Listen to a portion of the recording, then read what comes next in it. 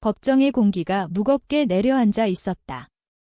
내 심장 소리가 고막을 울리는 듯 했다. 민호는 맞춤 정장을 차려입고 여전한 오만한 미소를 지으며 서 있었다.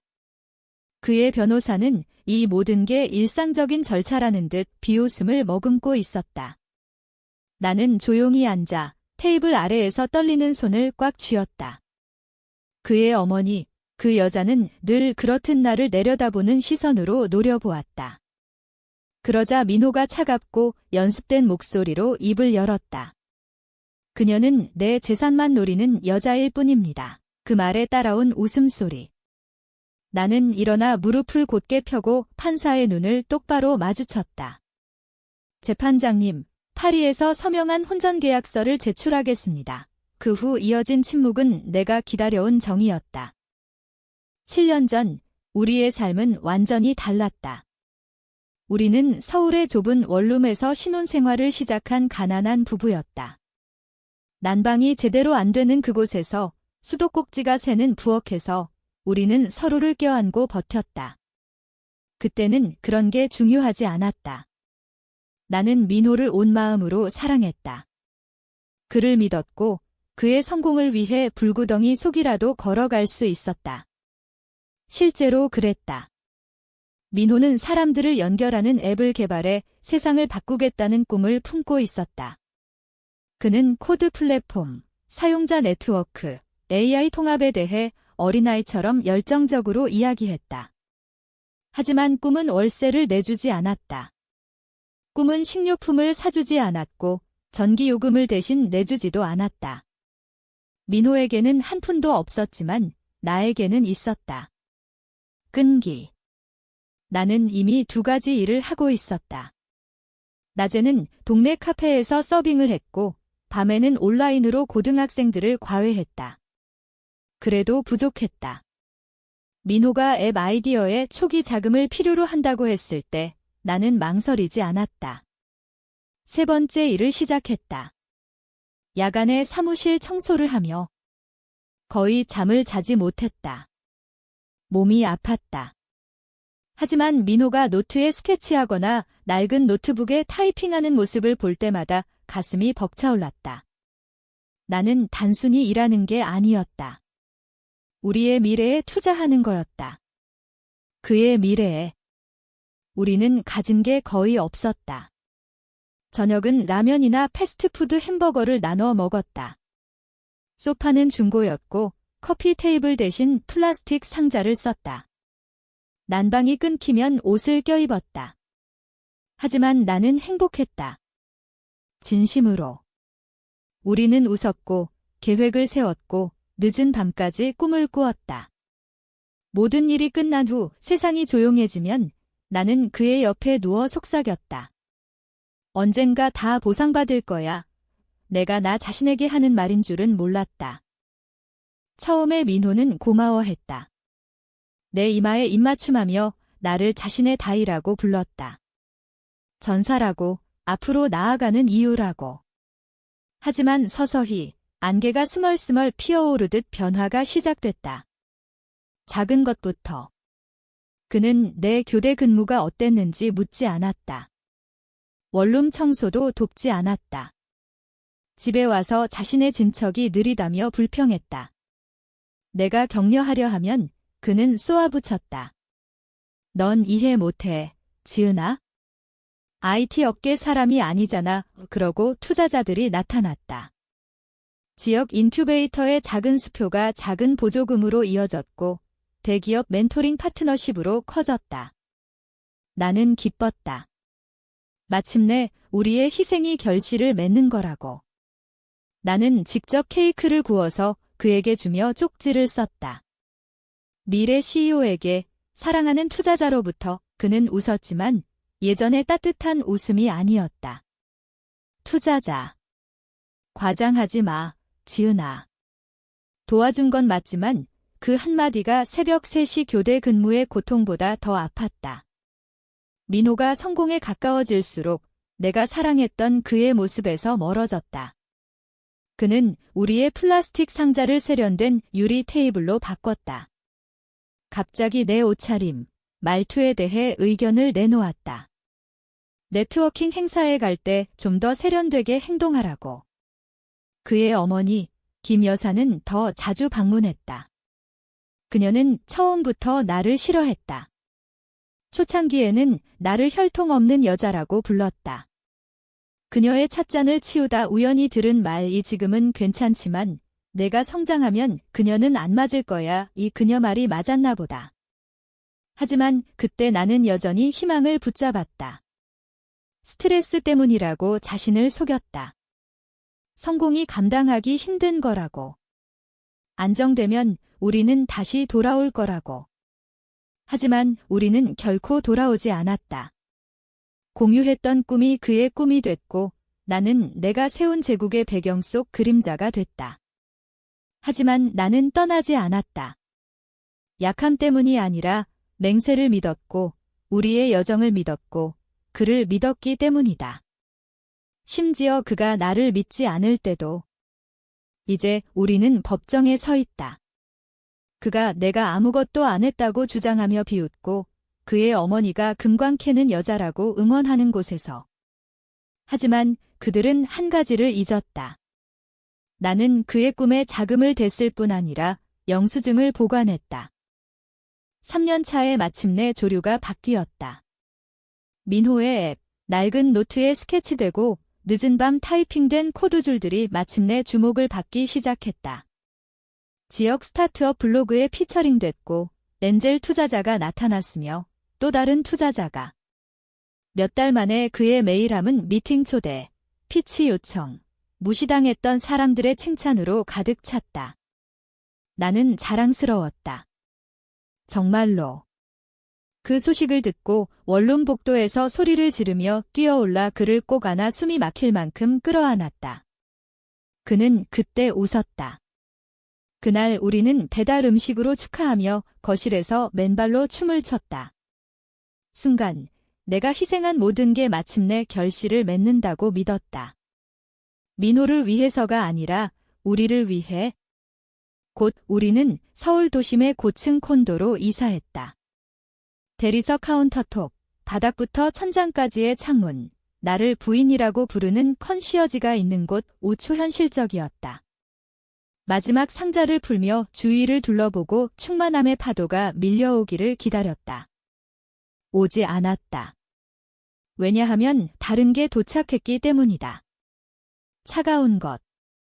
민호가 변했다. 작은 것부터 시작됐다. 내 과외 수업이 어땠는지 묻지 않았다. 문 앞에서 열정적인 미소로 맞이하지 않았다. 그의 하루를 물으면 미팅에 대해 중얼거리며 사무실로 들어갔다. 옛 루틴을 그리워한다고 하면 늦은 밤 대화, 공유한 식사, 우리를 연결했던 작은 의식을 그리워한다고 하면 그는 어깨를 으쓱했다. 우리는 더 이상 가난한 대학생이 아니야, 지은아. 어른스럽게 굴어 그뿐만이 아니었다. 김 여사가 우리 삶의 거의 영구적인 존재가 됐다. 그녀는 자주 방문했다. 항상 진주 목걸이와 오므린 입술로 얇은 미소와 더 두터운 모욕을 준비하고. 어느 오후 불쑥 찾아온 그녀가 내 옷차림을 훑었다. 과외 끝나고 입은 청바지와 블라우스. 그녀는 위아래로 훑으며 말했다. 자기야, 이제 내가 민호를 대표한다는 거 알아? 좀 덜 싸구려로 입어봐. 그녀는 농담처럼 웃었다. 민호는 한마디도 안 했다. 나중에 그게 얼마나 상처됐다고 하니 그는 눈을 굴렸다. 아기는 없었어. 내가 너무 예민한 거야? 그런 일이 반복됐다. 내 옷이 충분히 우아하지 않았다. 내 하귀가 인상적이지 않았다. 내 목소리가 너무 평범했다. 내 존재가 불편했다. 그리고 민호는 그녀 의견에 동의하기 시작했다. 은밀하게 시작됐다. 네트워킹 행사나 비즈니스 디너를 마지막 순간에야 언급했다. 그러고는 너무 형식적이라거나 내 스타일이 아니라며 가지 말라고 했다. 처음에는 개인적으로 받아들이지 않으려 했다. 괜찮아. 나중에 같이 축하하자. 하지만 점점 나중에가 없다는 걸 깨달았다. 나는 초대받지 않았다. 환영받지 않았다. 어느 밤, 그가 투자자들을 위한 프라이빗 디너를 주최하고 김 여사를 플러스원으로 데려갔다는 걸 알았다. 대면했을 때 내 목소리가 간신히 유지됐다. 그는 죄책감조차 보이지 않았다. 그게 더 쉬웠어. 너는 그런 사람들 앞에서 항상 긴장하잖아. 개인적인 거 아니야, 지은아. 불안해하지 마. 그 단어가 뺨을 때리는 듯 했다. 불안. 나는 불안하지 않았다. 배제된 거였다. 질투하지 않았다. 잊힌 거였다. 상상하는 게 아니었다. 내가 결혼한 남자가 인식할 수 없는 누군가로 변하는 걸 지켜보고 있었다. 외양보다 충성, 지위보다 사랑을 중시하던 누군가로. 나는 우리가 함께 삶을 세운다고 생각했다. 하지만 이제 나는 배경 속 여자였다. 그가 거기에 도달하도록 도왔지만 최종 그림에 속하지 않는 여자. 콘도가 더 빛났다. 파티가 커졌다. 민호가 더 시끄러워졌다. 그리고 나는 조용해지는 법을 배웠다. 김 여사가 승인한 옷을 입었다. 말투를 고쳤다. 사람들이 내 직업에 혼란스러워할 때 고개를 끄덕이며 웃었다. 하지만 속으로는 다른 불꽃이 타오르고 있었다. 민호가 성공의 성을 세우는 동안 그가 첫 벽돌을 쌓는 걸 도왔다는 걸 잊었기 때문이다. 그리고 나는 결코 잊지 않았다. 그날 밤은 특별해야 했다. 민호의 회사가 창립 4주년을 맞아 서울의 고급 호텔에서 화려한 갈라를 열었다. 게스트 리스트는 투자자, IT 거물, 사회 상류층으로 가득했다. 그들의 미소는 식기만큼 빛났다. 나는 그를 위해 완벽해지고 싶었다. 몇 주 동안 과외와 저녁 교대에서 모은 돈을 아껴 점심을 거르고 옛옷을 팔아 눈여겨본 걸 샀다. 심플하지만 우아한 네이비 블루 드레스. 바닥까지 길고 실키하며 검소했다. 디자이너는 아니었지만 내가 산 가장 비싼 물건이었다. 머리를 컬하고 메이크업을 조심스럽게 하고 옷장 뒤에 숨겨둔 힐을 신었다. 거울을 보니 자신감이 생겼다. 긴장됐지만 한 번쯤은 외부인이 아닌 민호의 동등한 파트너, 아내처럼 느껴졌다. 내가 방에서 나오자 그는 거의 보지 않았다. 그의 눈이 나를 스치듯 훑고 눈썹을 치켜 올렸다. 그게 내가 입을 거야. 그는 평평하게 물었다. 내 심장이 가라앉았다. 응, 우아해 보인다고 생각했어. 그는 대답하지 않고 시계를 챙기며 돌아섰다. 나는 눈물을 참으며 서 있었다. 차 안에서 침묵이 우리 사이를 채웠다. 그는 핸드폰을 확인하고 메시지를 답하고 커플링크스를 고쳤다. 나는 미소를 유지하려 애썼다. 갈라에 도착하자 김 여사가 이미 있었다. 그녀는 깊은 에메랄드 가운과 샹들리에 아래 반짝이는 다이아몬드를 입었다. 그녀의 미소가 우리에게 다가오며 넓어졌지만 나를 위한 건 아니었다. 그녀는 나를 훑고 민호의 귀에 속삭였다. 그게 뭐였든 그는 크게 웃었다. 사람들이 돌아봤다. 내 뺨이 붉어졌다. 나는 흔들리지 않으려 애썼다. 현존하고 지지하고 필요하면 보이지 않으려. 하지만 끝나지 않았다. 디너 중에 민호가 무대에 올라 건배를 했다. 그는 멘토, 투자자, 열심히 일하는 팀을 감사했다. 나에 대한 언급을 기다렸다. 그의 아내, 초기 혼란을 함께한 여자, 그가 방해받지 않고 일하도록 식사를 거른 여자, 소프트웨어 라이선스를 사기 위해 사무실 바닥을 닦은 여자. 그는 하지 않았다. 대신 유리잔을 들고 웃었다. 지은에게도 한마디, 내가 이걸 세울 때 웨이트리스로 일하던 그녀. 불을 켜둔 덕분이라고 할 수 있지. 군중이 웃었다. 하지만 친절한 웃음이 아니었다. 사랑하는 배우자를 장난스럽게 놀릴 때의 웃음이 아니었다. 속을 꼬집는 웃음이었다. 작아지는 느낌을 주는 웃음. 주위를 둘러봤다. 아무도 내 상처를 보지 않았다. 그들은 잔을 부딪히고 민호에게 미소 짓기 바빴다. 나는 조용히 자리에서 일어나 볼룸을 나왔다. 아무도 따라오지 않았다. 그조차도. 택시를 타고 집으로 가는 길이 몇 시간처럼 느껴졌다. 콘도에 들어서자 도시 불빛이 거대한 창문을 통해 반짝였다. 밖에서는 모든 게 완벽했다. 광택난 가구, 빛나는 카운터톱, 벽에 걸린 상패.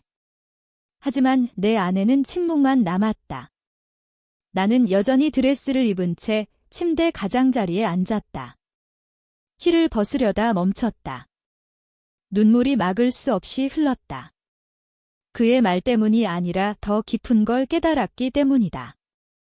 내가 만든 세계에서 보이지 않는 존재가 됐다는 걸 그 드레스는 단순한 드레스가 아니었다. 노동의 시간, 조용한 희생, 놓친 생일, 놓친 식사, 조용한 희망이었다. 그의 세계에 다시 속하려는 나의 방식이었다. 그리고 그는 그걸 한 번의 시선으로 조롱했다. 아파트를 둘러봤다. 유리, 금, 큐레이티드 럭셔리. 누군가의 꿈속 낯선 사람처럼 느껴졌다. 그날 밤 나는 그를 인상 지으려 애쓰는 걸 멈췄다. 우리가 여전히 우리라고 가장하는 걸 멈췄다. 민호가 나를 잊지 않은 게 아니라 내 존재를 부끄러워한다는 걸 깨달은 밤이었다. 파리에 대해 생각한 지 몇 년 됐다. 정확히 5년. 우리가 여전히 희망으로 가득하고 기념품 살 돈도 없던 때 우리의 첫 진짜 여행이었다. 민호가 첫 시드 펀딩을 받은 후 축하로. 많지 않았고 프로토타입을 만들기 겨우였지만 그때는 기적처럼 느껴졌다. 우리는 길거리 벤더에서 싼 크레페를 먹고 종이컵에 와인을 마시고 세상에 아무 일도 일어나지 않을 듯 손을 잡았다. 그는 커프가 해진 좋아하는 후디를 입었고 나는 캐리온에 넣은 선드레스를 입어 멋을 부렸다. 그가 가장 행복해 보였던 때였다. 어쩌면 나도 가장 행복했던 때. 비 오는 오후, 파리의 조용한 거리를 걷다 비를 피하려 작은 법무 사무실에 들어갔다. 나무 의자와 프랑스어 책이 선반에 꽂힌 작은 곳, 몇 분 전 우리는 혼전 계약서에 대해 장난쳤다. 내가 부유하고 오만해지면 그가 웃으며 넌 혼전 계약서로 나를 제압해야 해. 나는 크게 웃었다. 확실히 내 미래 제국을 위한 혼전 계약서, 드라마틱하게 파리에서 서명. 우리는 계속 웃었지만 책상 뒤 남자가 듣고 미소 지었다. 나쁜 아이디어 아니에요. 그는 어설픈 영어로. 때론 장난이 나중에 보호가 되어 그의 톤이 우리의 웃음을 멈췄다. 민호가 나를 툭 치며 말했다. 진짜 해보자. 로맨틱하게 만들자. 그리고 우리는 했다. 처음에는 장난스럽게. 그는 지으는 모든 야식 권리를 가진다 같은 바보 같은 조항을 썼다. 나는 민호는 매주 월요일 쓰레기 버리기 약속 글 추가했다. 하지만 진지한 부분, 자산, 회사 지분, 이혼에 이르자 우리는 멈췄다. 민호가 숨을 들이마시며 말했다. 내가 이게 어떻게 시작됐는지 있거나 내가 이걸 세우는데 도운 걸 생각하지 않는 사람이 되면 모든 것의 절반이 내게가 공평해. 나는 반대하지 않았다. 고개를 끄덕였다. 우리는 서명했다. 변호사가 도장을 찍었다. 민호가 미소 지으며 말했다. 미래 바보짓에 대한 우리의 작은 보험. 나는 서류를 마닐라 봉투에 넣고 여행 가방 바닥에 밀어 넣었다. 그게 마지막으로 그에 대해 말한 때였다. 지금까지. 콘도에 홀로 앉아 황금도시 불빛이 유리를 통해 흐려지는 걸 봤다. 내 반사는 더 나이 들어 조용하고 지쳐 보였다. 민호는 밖에 있었고 아마도 그를 거기에 도달하게 도운 적 없는 사람들과 디너 중일 터. 나는 침묵에 앉아 갈라 디너의 메아리가 여전히 귀에 울렸다. 그의 웃음, 김 여사의 비웃음, 내 이름을 펀치라인처럼 말한 방식. 갑자기 파리가 떠올랐다. 사무실, 장난, 혼전계약서. 나는 벌떡 일어나 침실 옷장으로 가서 상단 선반에 오래된 보관 상자를 끌어내렸다. 안에는 엽서, 사진, 바렌 매트로 티켓이 흩어져 있었다. 손가락이 점점 빨라지며 파헤쳤고 마침내 찾았다. 약간 누렇게 된 마닐라 봉투, 여전히 봉인된. 손이 떨리며 열었다. 거기 있었다. 우리 둘의 서명, 증인, 도장, 공증. 조항은 명확했다. 톤은 부분적으로 장난스럽지만 법적 용어는 철저했다. 민호가 ET 텍솔루션즈로 알려진 사업에서 상당한 재정적 성공을 거두고 분쟁 조건 하에 이혼을 신청하면 그의 자산의 50%, 사업 지분, 부동산, 투자 포함이 지은에게 간다. 잉크로 쓰인, 부인할 수 없는. 그는 서명할 때 웃었지만 그때조차 그게 중요하다는 걸 알았다. 나는 서류를 깔끔히 접어 깨끗한 플라스틱 슬리브에 넣고 침실 금고에 넣었다. 우리가 여권과 중요한 서류를 보관하는 그곳. 5년 동안 묻혀 잊혔다. 하지만 이제 그것이 내가 가진 유일한 목소리였다. 오랜만에 나는 미소 지었다. 혼전계약서를 찾은 후 모든 게 무너지는데 오래 걸리지 않았다. 사실 균열은 오래전부터 있었다. 깊은 것, 표면적인 것 하지만 이제 그것들이 전체를 깨뜨리기 시작했다. 나는 민호가 매일 밤 어디 가는지 묻는 걸 멈췄다. 포함되려 애쓰는 걸 멈췄다. 하지만 주의하는 건 멈추지 않았다. 마침내 그의 지속적인 부재, 공동계좌에서 오가는 돈, 왜 김 여사가 내게보다 그의 일정에 더 접근하는지 진짜 질문을 시작하자 그는 차가워졌다. 아주 차갑게. 넌 나랑 이걸 세운 게 아니야. 그는 그 말이 아무것도 아니라는 듯 말했다. 그냥 거기 있었을 뿐 그냥 거기. 7년의 고생, 희생, 기도, 3가지 일. 처음 3년 동안 유일한 안정적 수입 후에 그는 내가 그냥 거기 있었다고 했다. 나는 소리치지 않았다. 아무것도 던지지 않았다. 울지도 않았다. 그냥 부엌 한가운데 서서 그가 마이애미 비즈니스 리트리트 가방을 챙기는 걸 봤다.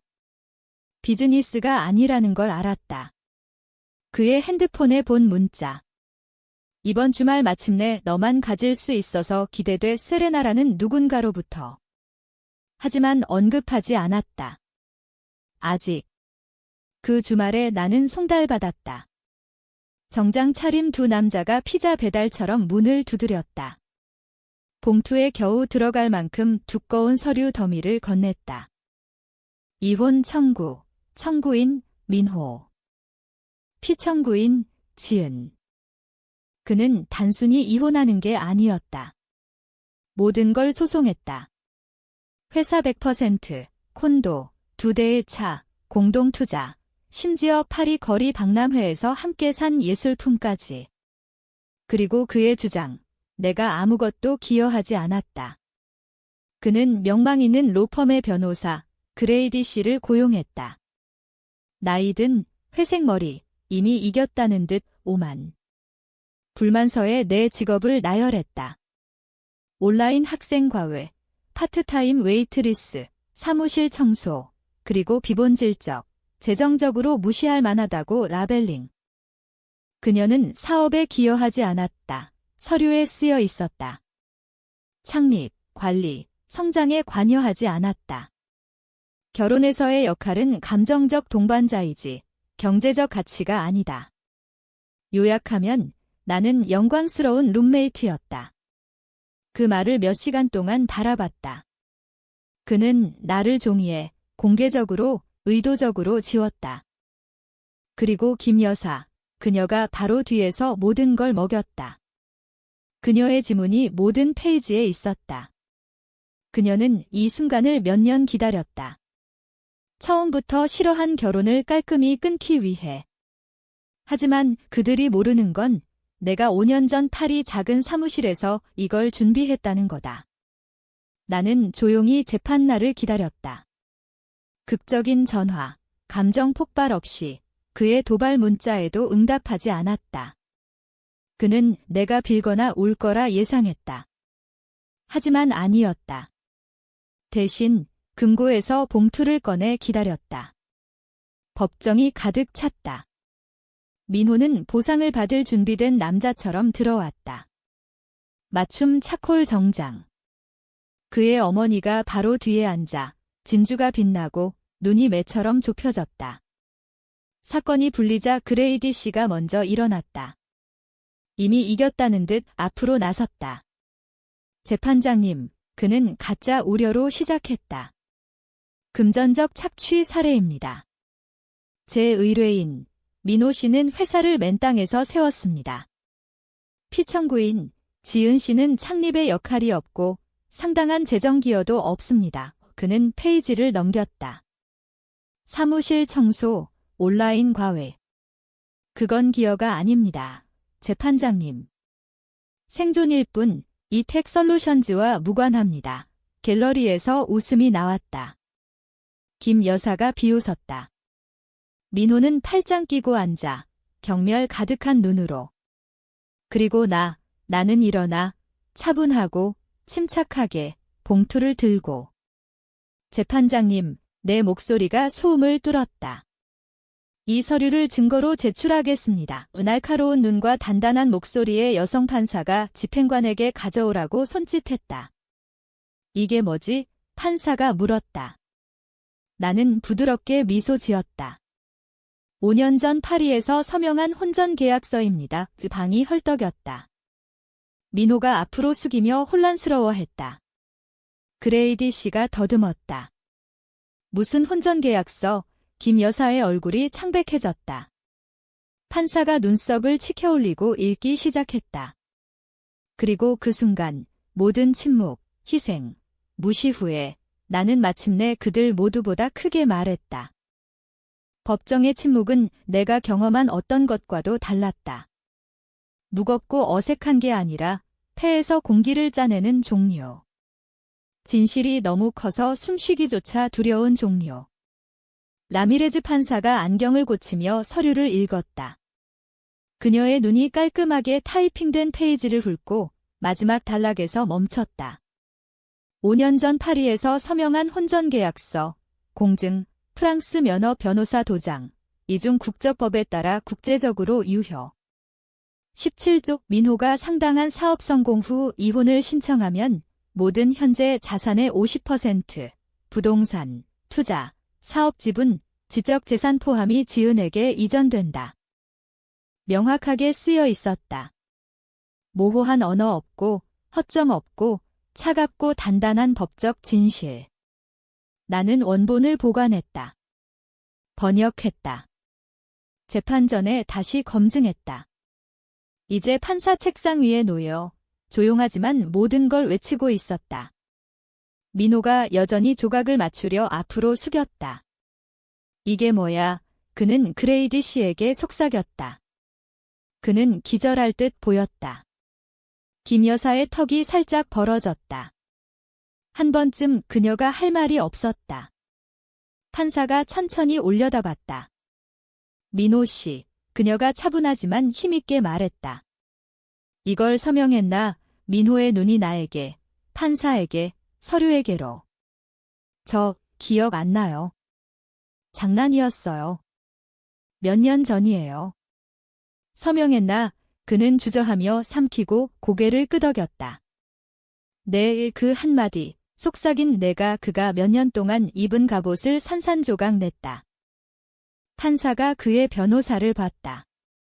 이 서류를 몰랐나? 그레이디 씨가 어색하게 일어나 목소리가 갈라졌다. 재판장님, 혼전계약서를 몰랐습니다. 시간을. 거부. 그녀가 날카롭게. 이미 지은 씨가 민호 씨 기업 성공의 법적 또는 재정 기여가 없다고 주장했다. 이 서류가 반대를 증명한다. 그녀의 결혼과 회사 지분에 대한 법적 인정을 명시한다. 나는 마침내 민호를 봤다. 그는 이제 작아 보였다. 정장, 비싼 헤어컷, 시계 모두 빌린 듯 아이가 아닌 걸 가장하는 듯. 나는 목소리를 높이지 않았다. 울지 않았다. 그냥 말했다. 나는 내 돈을 노린 적 없어. 목소리 안정적, 손 떨리지 않게. 너와 함께 만들었어. 내가 잊은 거야. 그의 입술이 벌어졌지만 소리가 안 나왔다. 내가 잊은 건 내가 코딩할 때 밤에 사무실 청소한 사람, 투자자들이 빠질 때 개발자 비용 낸 사람, 너 먹이고 지지하고 격려하고 내 옆에 서 있던 사람, 내 어머니가 내가 부족하다고 할 때도 김 여사가 움찔했다. 성공이 너를 건드릴 수 없게 만들었기 때문에 잊은 거야? 그리고 어느 순간 내 거짓을 믿기 시작했지? 내가 부담, 방관자, 기생충이라고 이제 판사를 봤다. 나는 그의 등뼈였어. 이제 법원이 그걸 존중해달라. 법정 뒤에서 중얼거림이 일었다. 갤러리조차. 나를 모르는 사람들, 우리의 이야기를 살지 않은 사람들조차 이제 진실을 느꼈다. 방이 변했다. 에너지가 바뀌었다. 오만한 비웃음이 사라졌다. 금광 캐는 여자, 주부라는 속삭임도. 남은 건 현실이었다. 날것에 부인할 수 없는 잉크로 서명된. 판사가 목을 가다듬었다. 그녀가 손을 모으며 이 서류는 유효해 보이고 반대측이 합법적 근거로 이 일을 제기할 수 없다면? 못합니다. 그레이디 씨가 중얼거렸다. 그럼 17조에 따라 지은 씨는 공유 결혼 자산의 50%를 받을 권리가 있다. 해당 사업 포함. 민호가 자리에 주저앉았다. 김 여사가 레몬을 삼킨 듯 보였다. 그리고 나는 여전히 서 있었다. 조용히, 안정적으로. 돈 때문이 아니었다. 정말로. 결코 아니었다. 원칙, 진실, 믿었던 꿈을 세우기 위해 3가지 일을 한 소녀의 기억. 그리고 마침내 세상이 그걸 기억하게 한 여자. 마지막 망치 소리가 방을 가로지르며 날카롭게 울렸다. 갤러리 속 속삭임조차 잠재우며 제출된 혼전계약서에 따라 라미레즈 판사가 단호하게 말했다. 지은 씨는 결혼 중 취득한 모든 자산의 50%의 법적 권리가 있다. 이텍솔루션즈 지분, 공동 또는 별도 구매 부동산, 유동투자, 지적재산 로열티 포함. 김 여사가 갑자기 일어나 의자를 거의 넘어뜨렸다. 이건 미쳤어. 그녀가 쉿소리를 내며 가방을 떨리는 손으로 쥐었다. 그녀가 모든 걸 망쳤어. 그녀는 나를 보지도 않았다. 감히. 대신 비싼 향수와 분노의 소용돌이로 법정을 나섰다. 그녀의 힐소리가 복도 멀리에서 경고 종처럼 울렸다. 민호는 따르지 않았다. 그는 앉아 어깨를 숙이고 창백하게 그의 세계가 슬로우 모션으로 풀리는 걸 지켜봤다. 그가 무기처럼 휘두르던 매력이 이제 그의 얼굴에 생기 없이 앉아 있었다. 그는 나를 돌아봤다. 입이 건조했다. 지은아, 난 이렇게 될 줄 몰랐어. 화가 났어. 제대로 생각 안 했어. 그 혼전계약서를 내가 보관할 줄 몰랐어. 나는 대답하지 않았다.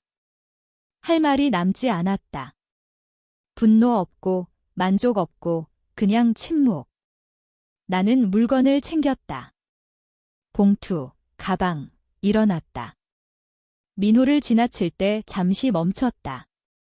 순간 내가 알던 소년을 봤다. 몽상가, 희망찬 파트너, 비 오는 파리 아파트에서 나와 춤춘 남자. 하지만 그 남자는 사라졌다. 그래서 나는 그를 법정에 남겨뒀다. 변호사와 서류와 결과 속에. 뒤돌아보지 않았다. 밖으로 나오자 카메라 플래시가 거의 눈을 멀게 했다. 마이크, 기자들, 실시간 헤드라인. IT CEO, 놀라운 혼전계약서 폭탄으로 50% 일타. 창립자 아내, 법정 반전으로 절반 주장. 그녀가 모든 걸 세웠고 영수증이 있다. 나는 계속 걸었다. 그들이 질문을 외쳤다. 지은 씨, 기분 어때요? 처음부터 계획했나요? 집은 팔 건가요? 세 가지 일을 해서 그를 지원한 게 사실인가요? 나는 아무 말도 안 했다. 못해서가 아니라 필요 없어서. 진실은 이미 말해졌다. 종이에 잉크로, 법정에 메아리치고, 법으로 봉인됐다. 내 존엄은 성명이나 헤드라인이 아니었다. 7년의 조용한 세월을 견뎌낸 조용한 힘, 이제 자유로 이끄는 힘. 집으로 돌아온 콘도는 낯설었다. 사치나 침묵 때문이 아니라 처음으로 내가 진정으로 속한 곳처럼 느껴졌기 때문이다. 초대받거나 참아지거나 무시된 누군가가 아니라 자리를 얻은 누군가로. 나는 오랜 시간 거실에 앉아 도시 스카이라인을 봤다. 같은 뷰, 같은 소파, 같은 빛나는 불빛. 하지만 나는 달랐다. 침실로 가서 금고를 마지막으로 열고 혼전계약서를 꺼냈다. 조심스럽게 펴서 주름을 폈다. 옛 친구를 존중하듯 프레임에 넣었다. 일어난 걸 자랑하려가 아니라 법정이나 배신을 기억하려가 아니라 증거이기 때문이다. 내가 모든 걸 걸고 믿었던 증거. 세상이 그 믿음을 지우려 할 때 내가 버틴 증거. 프레임은 이제 내 서재의 조용한 벽에 걸려 있다. 자랑하거나 민호를 상기시키려가 아니라 나를 상기시키기 위해. 존중 없는 사랑은 그림자일 뿐, 인정 없는 희생은 착취일 뿐. 누군가 당신을 얼마나 깊이 과소평가하든 당신의 가치를 정의하게 두지 마라. 한때 사랑한 남자조차, 세상조차. 절대.